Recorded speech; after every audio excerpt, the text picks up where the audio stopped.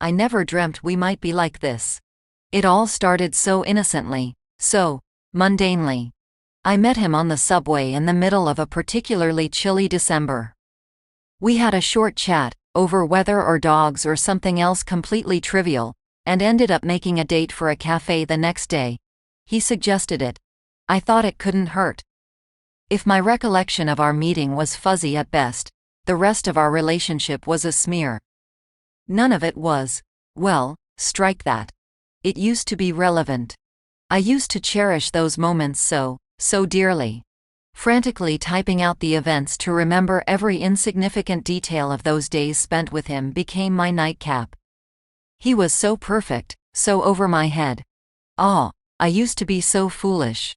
He suggested becoming more intimate. I instantly agreed. Then, he showed me the mechanism.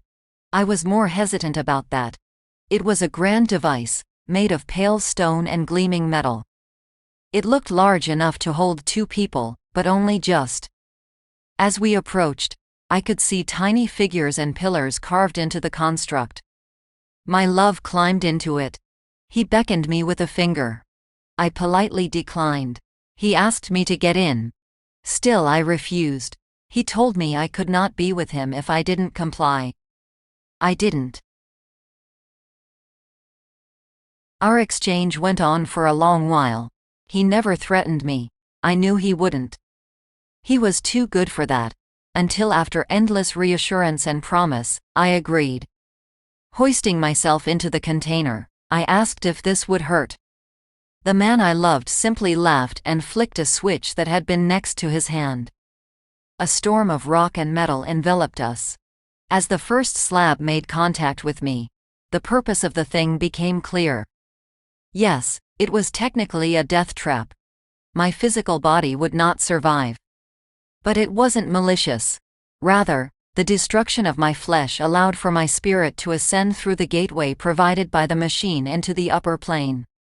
I slid into him. Or rather, I slid with him. Not physically, no.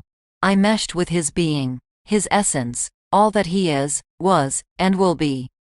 And if he was handsome superficially, he was breathtaking in spirit. And now, having married him, so was I. He was no longer perfect or above me, but rather equal. For one can only love another who is of the same level. I knew him and he knew me as we were pushed out of our former prisons into the aether. I felt the moment our bodies were crushed, yet experienced no pain or pressure. I could see my own eyes bursting out of their sockets as my skull was impacted by 4 blocks of pure white stone. I laughed as I watched our forms contort and break. I thought I had known beauty. I was a fool. The faces I once thought of as lovely were as ugly as the mounds of flesh that once held us. We smiled as our thoughts mingled and hooked on one another. A romance does not begin to describe our combination. We did not love each other. We were not in love. No, we were love. And any iota of this I had felt while on the lower plane was non-existent in comparison to what I had become. Every day we explore the ether, floating through the upper plane and watching the physical world. We dance with joy and sadness, we jest with avarice and curiosity. All the ideas that could ever exist, spread out over a universe, every one of them existing everywhere all at once. But all of those concepts, though content in their own regard, cannot have companionship, not like the one I have. Eternity can only be understood by one, or two, with no concept of time or separation. And one day, perhaps, I can once again descend and find a new partner to join the voices and minds that echo within my heart. But until then, I will do my own task in watching the world from afar and spreading love where it needs to be spread. This content is Creative Commons. Relevant attribution can be found in the description.